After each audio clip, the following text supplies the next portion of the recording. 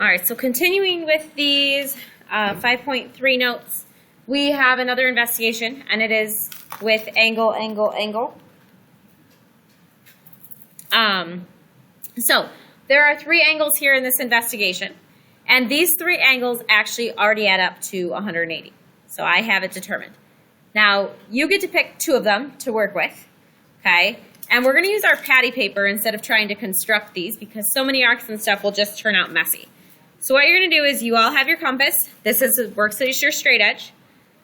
Pick one of the angles to start with. It doesn't matter which one you start with. So maybe you want to start with angle 3. And put it kind of towards the center of your patty paper so that way you don't run out of patty paper. But all you're going to do is you're going to trace this angle as accurately as you can. And because these are rays, it doesn't matter how long you make them.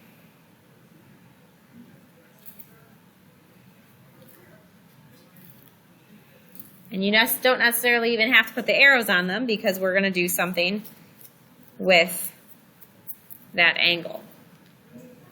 Okay. Now I labeled my angles 1, 2, and 3. And I'm just going to put in the 3 here so I know that I used angle 3 right there. Okay. So if you label yours 1, 2, and 3, maybe you copied angle 2. That's okay too.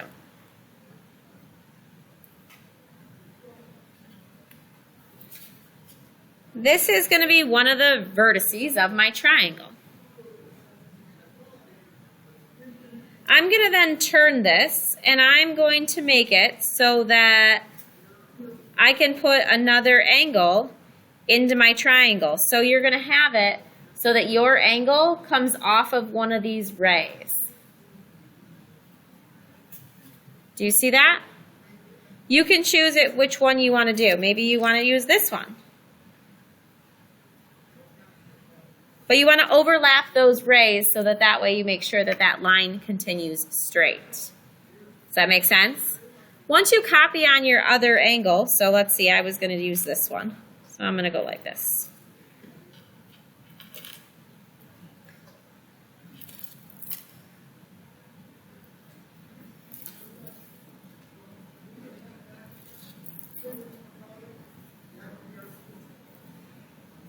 That second angle should be your second vertex of your triangle. Your triangle, as long as you just complete those rays, just extend them further, they should eventually intersect.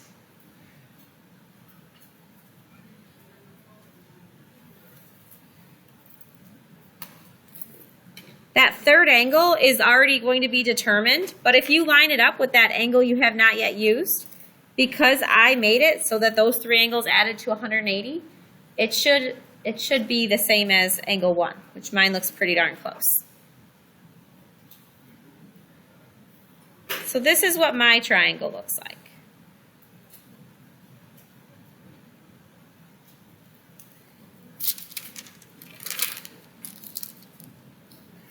I want you to look around the room and look at your neighbors, show your neighbor. You can even, now that they're on patty paper, it's easy.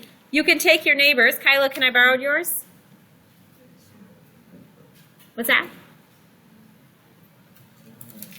And I can even see like, oh, look. Mine and Kyla's are the exact same. Okay? Lucas, can I borrow yours?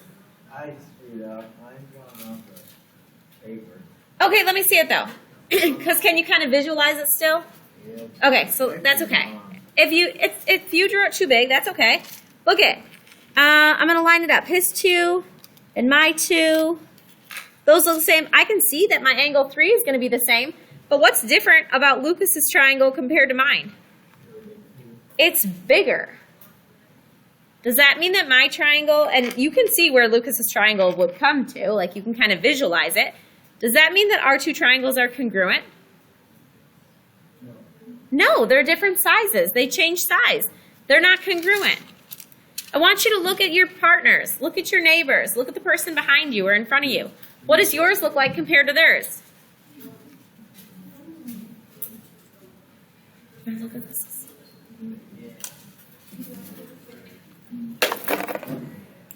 What are you guys noticing about these?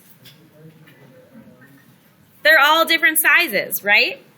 Do they look the same, but they're just different sizes? Okay, so that's what we call similar. Okay, they're not the same, but they're similar. So they're not congruent, they're instead similar. Okay, I'll pass around the tape so you can tape your patty paper right on your notes. So that way we can see our triangle constructions here, even though we did it on patty paper. So I'll pass that around.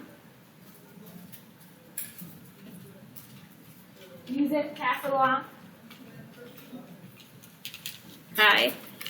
If three angles of one triangle are congruent to three angles of another triangle, then the triangles are similar.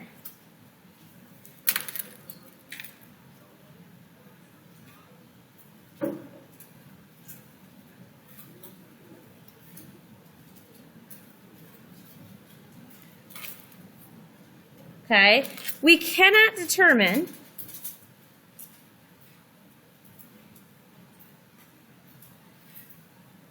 if congruent. Okay, if we have two triangles labeled, this one has three angles, so AAA. This one has three angles, AAA.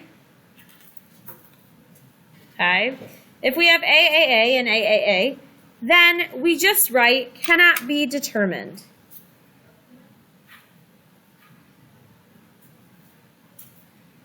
It's important that you write cannot be determined. We don't want to say not congruent because there's a chance they are congruent, but we just don't know that for sure. So you have to say cannot be determined. You can also use the shortcut CBD. Okay, cannot be determined.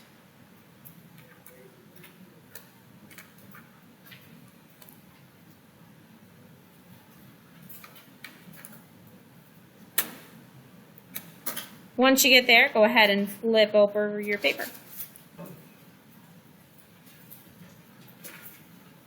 Okay. This next one, we are going to go ahead and actually construct it.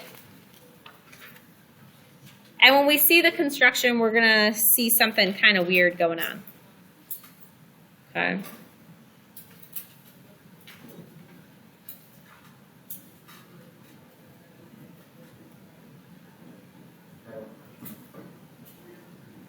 So it says if two sides and a non-included angle of one triangle are congruent to two sides and a non-included angle of another triangle, are the two triangles congruent? Construct a triangle from the three parts below. Then compare with the people around you. Hint, start constructing angle S and then connect the parts based on the labeled parts. So these are already labeled as S, T, and U. So when we go to construct this, the first thing I'm going to do is I have to copy that angle.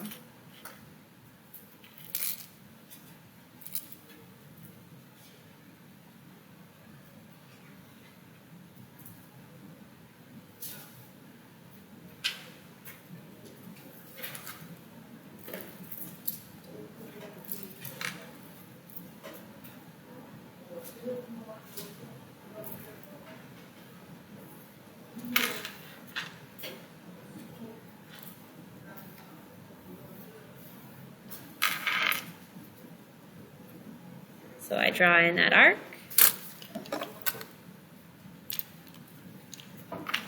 Now I'm going to have to measure that arc.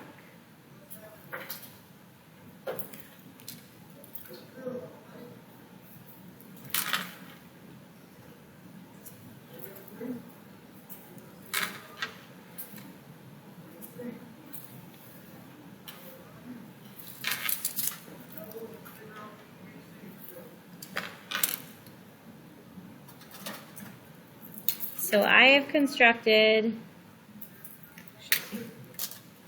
angle S and copied angle S down here. Now from S, I'm going to measure to T.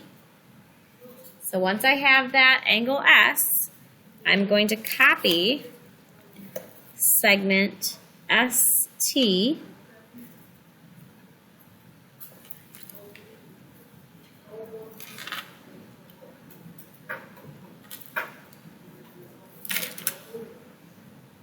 and find where point T is. All right, so we also have to copy T to U. So we have to find U.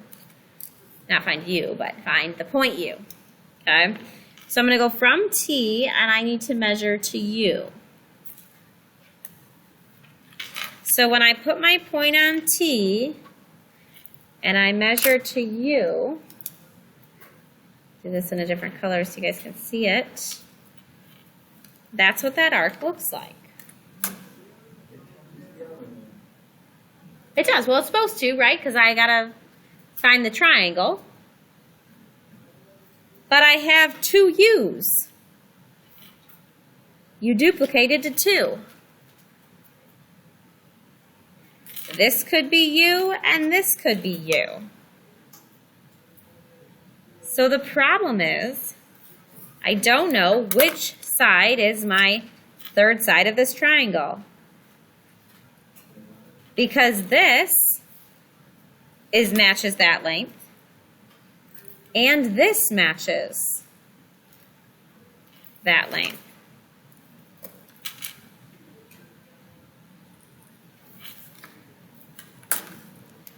And we already double checked, and we know that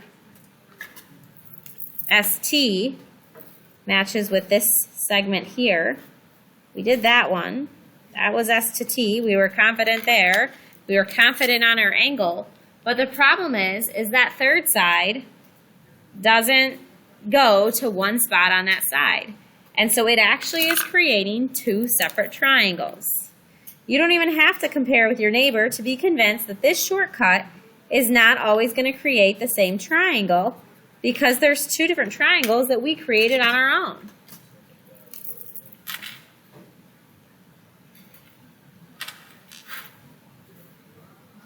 Both of those triangles match if you had side-side angle labeled. So, in that case, since there are two triangles there, they're not going to tell you that those triangles are congruent. There could be two different ones.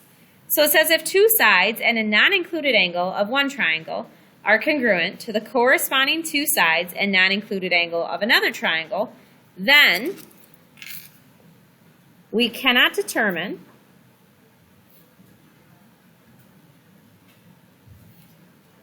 if triangles are congruent. The reason being because there's two possible triangles.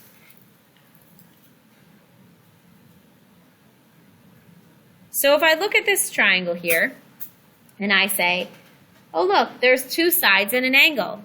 Is the angle between them? Nope, it's on the end. So I write side, side, angle. We always put the A on the right side, just so you know on this one.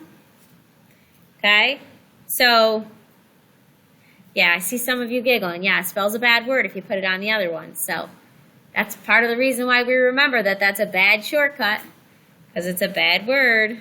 Okay, so we look at this one, we say, okay, there's two sides and an angle. The angle's on the end, so we write side, side, angle. And if that's the case, then we need to write cannot be determined.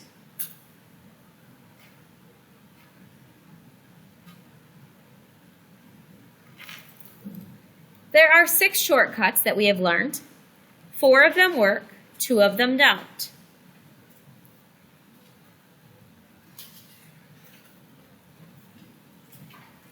So let's make a list down here at the bottom.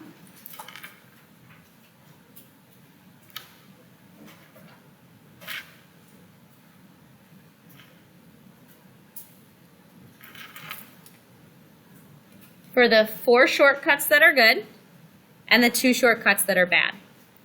If they're good, that means you go on and you write triangle blank is congruent to triangle blank. If they're bad, we write cannot be determined. Because you can't say not congruent, because we don't know if they're not congruent, but we do know that we cannot determine if they are congruent. Okay?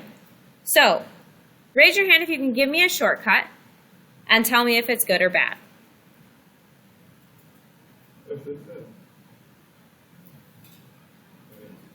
Go ahead, Ian. And is it good or bad? It's bad. So we have SSA is a bad shortcut. That's one of them. How about another one? Go ahead, Kyla. Angle, side angle. Good or bad? Good. All right. Go ahead. Angle, angle, angle. Good or bad? Bad. Bad. Angle, angle, angle is a bad one. All right, our bad ones are done because there's only 2 bad ones. So what are the rest of the good ones? Go ahead, Houdini. Side, side, side is one. Good. We need 2 more. Side, angle, side. 1 more.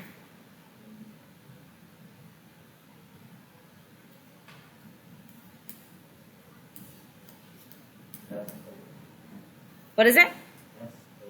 Yep, SAA or AAS. It doesn't matter. On that one, you can put the S on either end because it doesn't, you don't have to worry about swearing and stuff, you know. That works okay. All right, so here's my thing. This is how I remind you that these are bad. This is obviously a bad word spelled backwards. That's why it's very important that you put the A on the right side and not on the left side. Okay?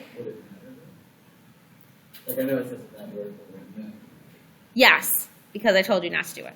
Okay? And you'll never find a textbook with it written that way. So just leave the A on the right side.